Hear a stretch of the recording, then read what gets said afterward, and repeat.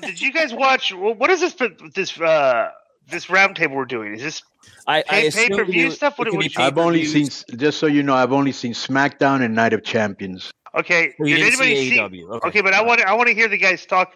I want to hear them talk about I'm not going to watch AEW. Actually, okay. Harry attended the show as well. I heard he made TV doing something. I don't remember what it was. Did you really? Okay, we got to get to that. Let's just don't tell me you did Kevin Gill and were out and clapping. I think he was singing singing Judas. Song. Yeah, I think he was. I'm not sure. No, all right. Well, I was actually go for it. Pay-per-view reviews are kind of like pretty simplistic to me because I don't have to read a lot of stuff. We just talk about the matches, and I'm not super dissecting the work like a lot of these other podcasters like to do. And Konnan likes to do that. I think, honestly, I think Konnan fakes it. Let me tell you, I think Konnan doesn't watch the matches and pretends he does and makes some stuff. There's no way that could happen. Right. Here's the thing. I think you do that. You think a lot of times I ask you things and you're lost. I tell you I fast forward tons of this stuff. Yeah. And sometimes you tell me stuff doesn't come out on Hulu. But the reason that I watch... But that doesn't. All right. Let me tell you the reason I watch most... The Raw is a 3-hour show. On Hulu, it's an hour and a half. Right. So Hulu, there's tons of stuff that's Well, remember when we used to watch the 30-minute condensed version? That was awesome. Yeah. Because it's almost like Sports Center. They just throw the highlights. Right? How good is wrestling? We're talking about, wow, we can watch a 3-hour show in 30 minutes. That's great. Well, it is because, bro, there's so much wrestling. You'd spend your whole day watching everything. Go on. Well, that's why I fast forward. WWE does a top 10 of their stuff, and it's 10 minutes, and that's it. You just saw what they want you to see. That's it. All right. Well, that's what I do too, but I don't fast forward the whole match. What I do is I'll fast forward after they come out. The walk into the entrance. If somebody's outside doing nothing, like all the little dead spots, I fast forward that. Mm-hmm. All right, you ready? Let's go over the Night of Champions real quick. Seth Rollins against AJ Styles, a good match. Seth Rollins goes over with a very creative way to get into the curb stomp. 20 minutes and 40 seconds, and he's the new WWE World Heavyweight Champion. Anybody got any comments on that? Good match. It's just, for me, AJ is always he was always compared to Shawn Michaels and guys. There's no is there anything else with him? Is there anything else of the obvious of what happened in this match? No, just a good match. Just a good match. Anything outside the obvious? No, but I would like to make a comment. Go ahead. Just as usual, just beautiful production all the way around, camera shots, everything. And the package that opened the show, did you see that? Yes. Mm-hmm. That was great. Yeah. Bro, that stage was huge. The walk to the ring was a little on the long side. And you can see the Saudis are up on the storylines. They were popping for everything they should pop for. Later on, there was a reaction that I didn't expect. They must be on a strong channel, especially since the government is involved, because the people are really into everything. And just the match, two of the best. What did you expect? They started off hot. And and I did like this. I'm sure you like this, Disco. If you remember, Seth was on the disco list for not selling his ribs, but he did sell his knee this time. Okay. So I give him credit for that. Right. And it was different because it's very rare that you see a championship match opening up a show. Okay. It was, like I said, anybody else? The whole point of the comments was outside of the obvious. Would anything else happen in this match? Point it out. I don't give all the obvious thing is. I like Triple H coming out or giving them the belt at the end, and they alluded to some of the history that they had. I thought that was just a nice little thing on top. All right, so next is Becky Lynch and Trish Stratus. With what they did for the finish, this was far too long of a match because Trish hadn't been in there in a while, and she wasn't bad, but it's like, when you haven't wrestled, in an extended period of time, like this 14 minutes is very hard to fill without looking awkward at points, right? Would you agree with that so far, Konnan? Yes. Okay, so they go late in the match. Lynch followed and pulled Stratus out, and Lynch threw Stratus back inside the ring. The referee was tripped up in the process.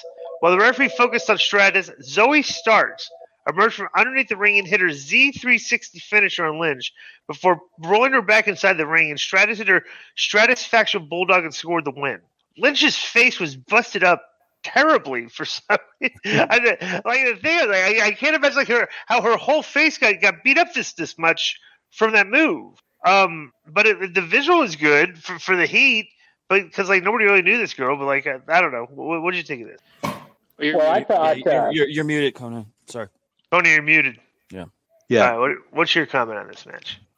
The first thing that I remember that popped me is Corey Graves said, "I paid $11 for a blue check mark. That makes me a journalist."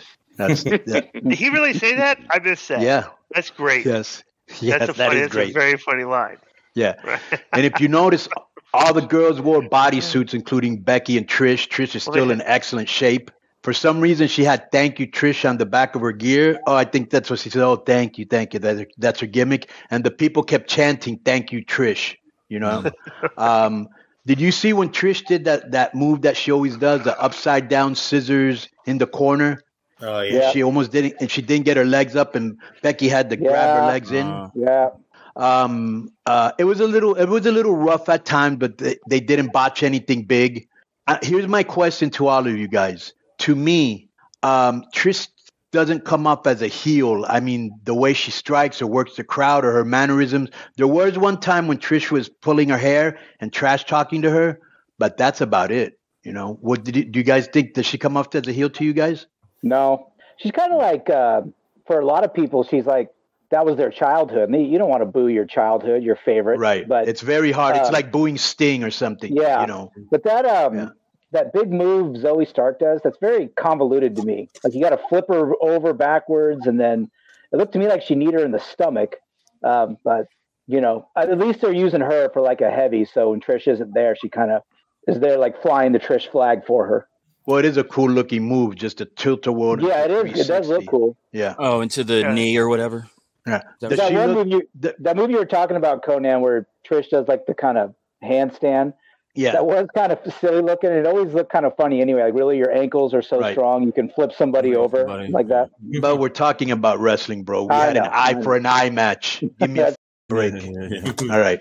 Does she come out, Harry and the mayor? I don't know who named you mayor, my friend, but maybe Mayor McCheese. But this is the mayor of Kawan, the guy that calls himself the mayor in the mailbag. Yes. Yeah, the Discord. Yeah, and actually, you know what? Kazooed him, and I don't do this too much to Patreon members.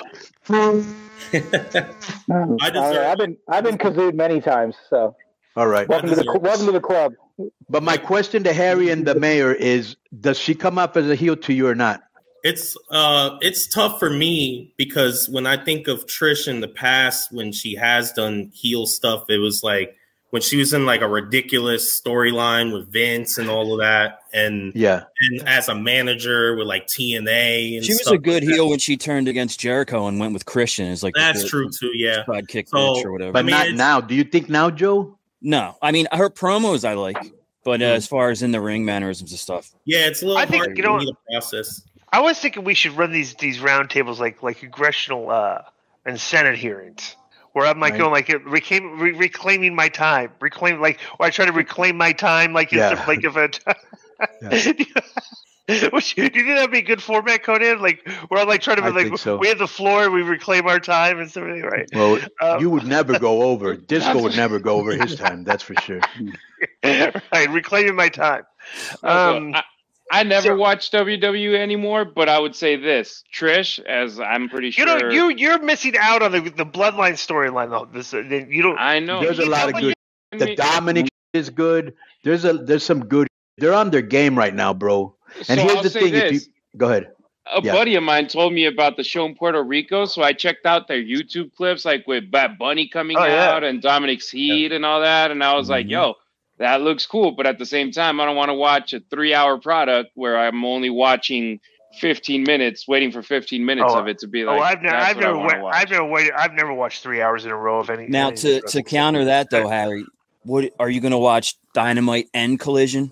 I'm not even bringing up Rampage because I don't believe you watch it. But I'm going to watch the first couple of weeks to see what Collision comes up with, and if it's not my cup of tea, I'll just stick with Dynamite. But for now, it's. A Rampage, I'll watch it, just to be like, if the card is good, I'll watch it. If not, I'll skip it. But Dynamite is pretty much all I view religiously every 2 weeks. But I was going to say, sorry, go for it, Joe. No, I was going to say at this point, I kind of have higher hopes for Collision because I just haven't been. Then you'll find out, Joe, and then reclaim my time. Yeah. Then you find out that the first show is like FTR versus Butcher and Blade, Abaddon versus Willow Nightingale. So this approaches under. Here's the problem with, and this is a problem with them adding another show, and it's the same thing with Rampage, because the show on Rampage is so missable because they don't really do soap opera-esque storytelling from show to show where like you're wondering what's going to have next. The only build-up from show to show is, okay, on the Wednesday show we're going to announce that on the Friday show we're having a match. That's like the only type of storytelling. So there's no episodic thread from show to show to show. It's just they're all standalone shows, and Dynamite is a show that has the most higher quality matchups. Right, and Disco, literally the only match built on Rampage ended up in the pre-show of the pay-per-view on Sunday. Right, so it's like so when you get it's a missable show when you treat the matches like the quality of the matchups are way less than they are on Wednesday night. But for some reason, Joe, if you can check this number, Rampage did a pretty good number because I think they did 400,000 the week before they did 200,000 or something like that. Well, 200,000 was on a completely different time. They're in playoff mode. Konnan, the show's on it at its regular 10:00 spot every week. It's like it's on Saturday sometimes. It's just they lose like 40% of the audience when that happens. Usually, this week was on. Yeah, they did 436, which was up 40. What was the main event? Because I saw Rampage. I was there at the arena. Chucky. Oh, it was the Best Friends versus somebody. Oh no, yeah. Big Bill and Moriarty, and then at the end they had the Brock. Are you a big fan of the name Moriarty, Big Bill? Big Bill and Moriarty. How could you forget that, Big Bill? I'm a big fan of his fiance. She's pretty cool. The backstage. Who's his fiance? Lexi Nair. That's his fiance. Yeah, I think she's really good at it. He dated Carmella and what's her name? Lexi Nair. Interesting, bro. Professional wrestling turned into. Were you taking any perv pictures like inside of a bathroom vent or something like that? I mean, Ruben Police Scanner Zamora, your former roommate, says that you're a perv, and he said that publicly on this show. Yeah. Can we have an outside the box conversation about how relationships in professional wrestling have like I don't even want to use the word evolved, but they've really just emphasized it's almost like an overly community where everybody inside the wrestling business is like dating each other, but there used to be a lot of guys had girlfriends outside the business and stuff, and it seems like everybody. But the only reason that's happening is because there's a lot more women in the business. Right. Yeah. And they all travel. You can go to any big company and employees are hooking up all the time. In the military, they were always hooking up because and there's way more of them. Day. Right. Yeah. There's way more of them too. I guess. Yeah. It's a good point. Even we the Nitro girls, and you know how that situation was. There was a handful of them that were, but could you imagine how many more multiply the amount of girls we had backstage when we wrestled in the late '90s with KW, including the Nitro girls. Multiply 10, that number by how many there is now. Backstage at a show, how many quadruple, girls? Really, 30, 40 girls sometimes. Yeah, look at Impact. Impact is almost all girls. Right. Wow. Disco, did you just infer maybe a couple guys that call themselves guys? Yeah. Would you confirm that you just inferred you might have hooked up with a Nitro girl? Is that what just happened there? No, reclaiming my time. My time. All right. Well, I never got to finish my AEW thing, so I'm reclaiming my time. Okay. What are you picking out of your beard, dude? I don't know. It's like a habit now that it's longer. I can't do this all Grasshoppers are big in Vegas right now. There's a grasshopper infestation. It's weird. Yeah. Yes. Literally, it's like an invasion. Okay. Yeah. Nah, the only thing I wanted to say was that the reason I'm looking for now, what the hell is it called? Collision, is because Dynamite turns me off with some of the constantly featured talent that I'm not interested in. So my hopes for Collision is that I'll see other people for once than the ones that I'm. Joe, you don't have enough time to watch Collision. Yeah, you're right. If you don't have time to watch the shows that we review on a weekly basis, you're not. I'm telling you right now, me and Konnan are decrying that you are not allowed to watch Collision because you don't have time. But I was going to do a Collision review for the Patreon. How do you have time to watch the show? I'll make time. I'll try. I'll do my best. We have time to go to that karaoke bar and sing half drunk, looking like Axl Rose. Yeah. All right. So next is time. This is interesting because Gunther versus Mustafa Ali for the Intercontinental Championship. Okay? Right. And there was actually a package before this match that really built up his Muslim heritage, where he went to very well done, all Muslim stuff, and so he got a really good pop coming out, and so.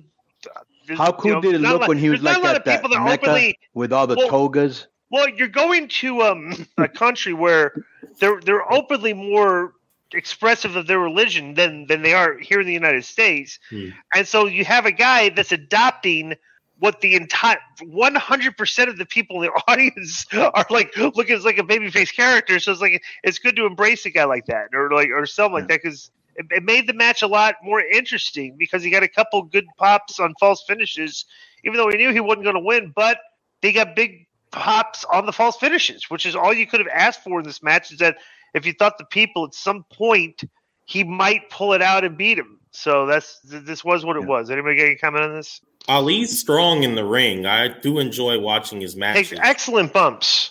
Yeah. He does a great job making the other guy look great. Yeah. Okay, what his problem is not being selfish enough and taking more offense. And then people get in. I had a problem with that. And then just I like to sell more than I like to be on offense. So you find yourself selling too much quite often. Konnan, would you agree with that? Yep. Yeah. But I like the video package before. I like I said, I like when he was there in Mecca or wherever he was with the Indira Gandhi garb. I love when Ali went to do that springboard and he got kicked to the face by Gunther. What a great scene that would have been if he's in that thing and the next thing you know, it's like a bull in a china shop. Like people are just getting knocked down to party ways, and out of nowhere, Abdullah the Butcher was fighting his way through the crowd, just came and started stabbing Mustafa Ali head with a foreign object. Would you pop if you would have saw that, Konnan? 1,000%. But you know what, bro? The people really got behind Ali when he came out. I said, let's see if he can, hold the audience's attention. But when he went for that second 450. When the people were going nuts, they thought he was going to win. They thought there was a finisher. They built up a good sequence that made you look like, wow, they're really going to do this, Yeah, Gunther rolled in, hit him with those great basement kicks, and then power bombed his ass. Good match, and I think Ali looked really good here. Anybody else got any comments on this? Let me tell you something. If Roman can get some sympathy going forward here in this angle, if they're ever going to turn Roman babyface, Gunther would be the perfect first opponent. Yeah, for him, like a big badass guy that could that looks like he could whoop the guy's ass. Would be like Roman's perfect. It's interesting they haven't even nobody's even thought of putting these two together right now. Because they're both heels, right? They're just biding their time, Well, yeah, because the thing is, Gunther can't lose, and neither can Roman. Yeah. Right. Well, Roman can lose. This could be Roman's first obstacle after he loses his title, which would be a good way to get sympathy. Get a vicious 7 years. We're trying to we just beat him, and we want to get more sympathy on him. And you have three other guys in a group, 3-on-1 usually, and stuff. So this would be he'd be a perfect guy for Roman to go against if he ever loses the title and they want to turn him babyface. This would be the perfect first guy. It's a big if. Nope. Yeah. Good. See what happens in 5 years when Roman loses the title then. Right. So next is Kevin Owens was backstage, and Sami Zayn sat down next to him and said, "Can you believe we're here?" And he spoke about winning the tag titles at WrestleMania. And then Zayn said they had to admit that Roman finds a way to win. And Owens got fired up and said that they won the titles from the Usos, who are more of a team than the Reigns and Solo will ever be. And Owens said he's sick of hearing about Reigns. And Owens said he didn't come close to the titles. Owens said he didn't come to lose the titles, and said today is the day that Reigns loses. All right. What does anyone know, or did they read what changed where Owens and Zayn now go to Saudi? Because for years they weren't. They didn't accept, Oh, they have some new. They've enacted some new policies. I heard over there. They're more friendly towards. Oh, and plus, here's the other thing too.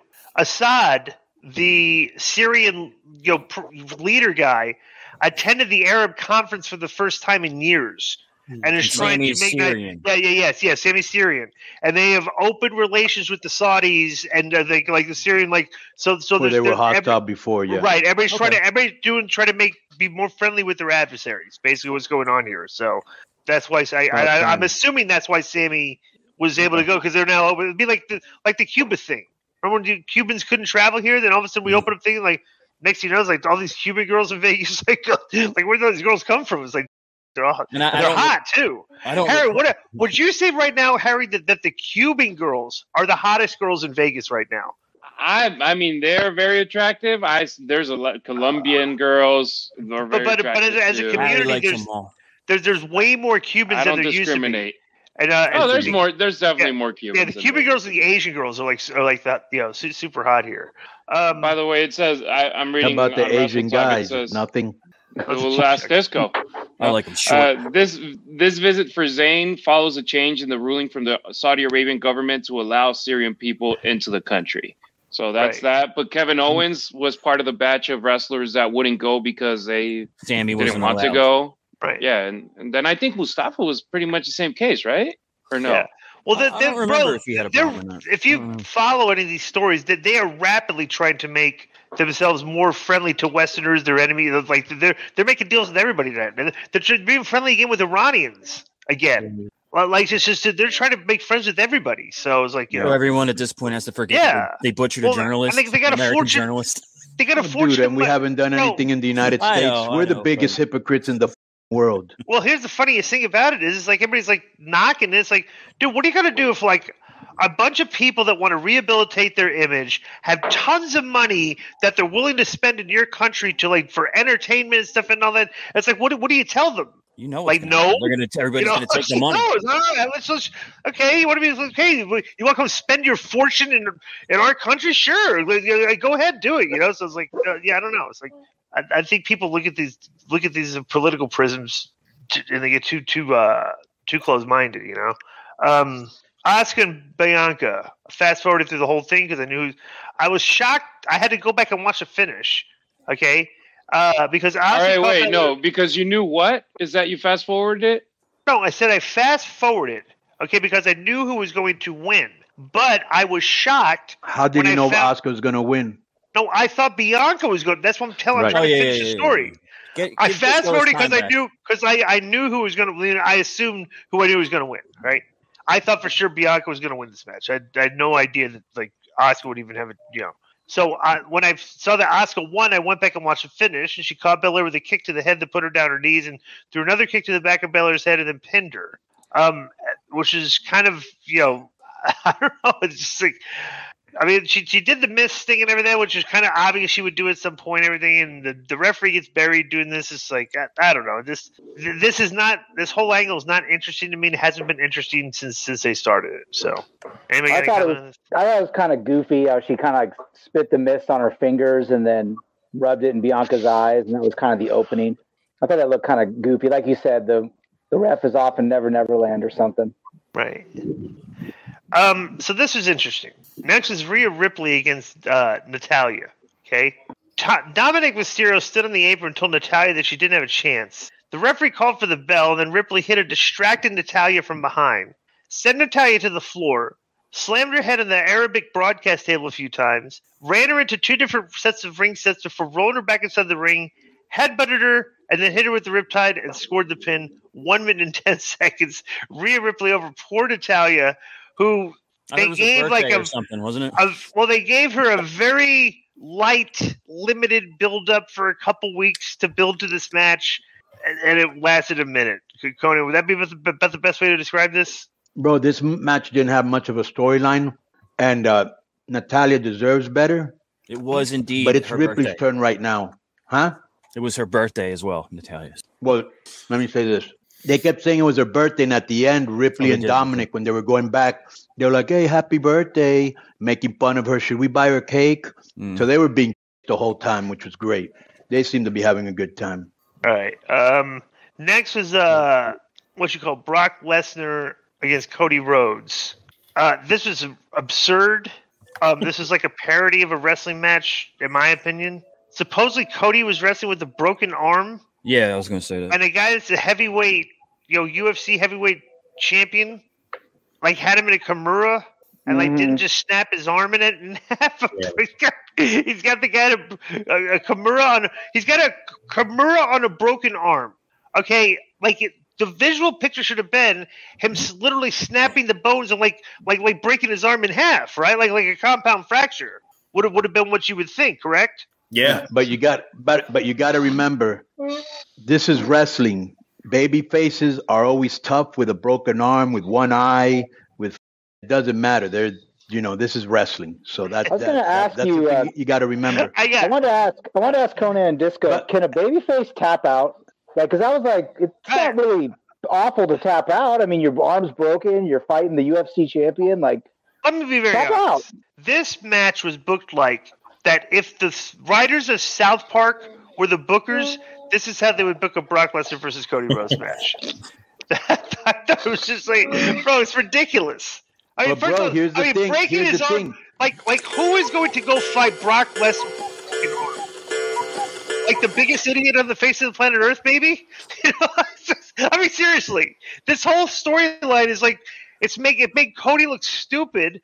I'm shocked that the fans are still involved in the band. They're still cheering him like an old school. Bro, they were into everything. And when they had him in the Kimura, I kept thinking it shouldn't be lasting this long. This should have been over, quickly, right? Right. Maybe hit him with a F. They did. Hit him with an F5. Right. Hit him with an F5. Hit him with another F5. Yeah. Kimura, and he's in there with a broken arm. But he twisted his arm for 20 minutes or however it was. And bro, when Cody grabbed the rope, the place erupted. So it was working for them. But, we're kind of more clinical eye. We're nitpicking every little thing. Most fans are just enjoying the, atmosphere. And everybody, Cody. Because the people and the commentators selling it good too. Yeah, it was kind of a ludicrous, premise, exactly. But it worked. That's what I'm saying. I'm literally laughing at me going over this review because I'm thinking like, how on earth did the people just not but they bought it? So it's like, I don't know. It's like, so I'm going to give them the benefit of the doubt here, but I thought this was absurd. Here's the thing, bro. When you're okay, let me tell you. Let's say, and all you guys have been through this. If you go to a concert and then the opening band comes out, there's a certain energy. Maybe another band comes out. But the band you came to see, there's an extra energy, and they can get away with. And just like when you go to a boxing match, you see all the undercards, and you're like, but when Brock came out and Cody came out, those were two major superstars, and the aura was already set. And all he had to do is kind of deliver, and they did, and the people were into it. This is my critique. Yeah, okay? But you're right. You're right. The premise is very. I think everybody would agree with me on this. Okay, I think what they did was they went too over the top with what the injury was. Right. Like, there's always a broken arm. But you didn't have to say broken arm. You could have said I got a sprain, like he sprained the ligament, like a UCL strain or something. But a broken arm is absurd and insulting to the intelligence of the people that watch sports and know, bro, you're not going to fight with a broken arm. That's then the fight's canceled. Like every combat sport is like nobody's going out there with a broken anything. And correct me if I'm wrong. I think I read somewhere that Triple H told Cody in the show that he should get checked by the medics, and that Cody said no because then he wouldn't be allowed to wrestle. Yeah, they had like a backstage thing. It was so absurd. I look at it, man. Like Brock has put like Mark Henry and Braun Strowman in that, and like cracked their arm. And it's like Cody is nowhere near those guys' strength and stature, but he's like in the hole forever with an already broken arm. So like face super plot. But you know what happened, Mayor? When he got that ripped pec, and he got kind of like he's a tough guy, like cowboy The one with the butterfly pants. What's his name? Oh, Hangman. Hangman. You know, like Hangman's a tough guy. You know, like that's his gimmick now, I guess. You know what I'm saying? Yeah. Like he the torn pec, a broken arm. He withstood all of that, and he's going after the title. And they're, you know, the people are behind him. Yeah, I guess so. All right, so the next one was the big. You know, this was in typical WWE fashion. You know, they're premium live events or whatever you want to call these. I don't refer to them as pay-per-views anymore because they're not. They haven't been pay-per-views since the WWE network has been around. They're just they're just major shows as a part of your network subscription, which is like people can't. Which I like call premium live event. You know, it's a PLE, so it's like, you know, I'm sure this means more than the other ones, right? So, you know, this card was kind of underwhelming, but in typical fashion, the WWE pay-per-views lately, or whatever you want to call these, the PLEs, they had a very good moment here. So they do the gimmick where Reigns and Sikoa are going back and forth to Sami, and they're on the floor. The Usos come in and interfere. They super kick. Who were they super kicking here? Was it Rhodes? I forget who was in the line of fire here. Was it Kevin? Who was it? Who was at the end when they were super kicking them? When they missed and hit Solo, I freaking forget. Yeah, I forget too. Zayn. Okay, they were super kicking Zayn. Okay, Sami was in there. So they go to Zayn because Owens was on the floor. On the floor, right. The table on top of him. Right. So then, yeah, that's right. So the next thing you know is like they go to kick Zayn again, the Usos, and they miss and they hit Solo. Roman comes in, he's pissed, he's yelling at everybody. He pie faces Jey Uso twice and turns around and Jimmy Uso super kicks him. Jimmy and Jey Uso have a shouting match back and forth, and Jey says, well, what are you doing? And Jimmy says, I'm doing what you should have done a long time ago. And he turns around with Roman's on his knees and he super kicks him for the second time. Mm-hmm. And they roll out of the ring, and Paul Heyman is absolutely distraught. Paul Heyman's facials are great all the time. So, yeah, right. So then they come in, and Owens comes in, hits a Solo with the stunner, staggers in the corner. Sami Zayn, Helluva Kick, 1, 2, 3.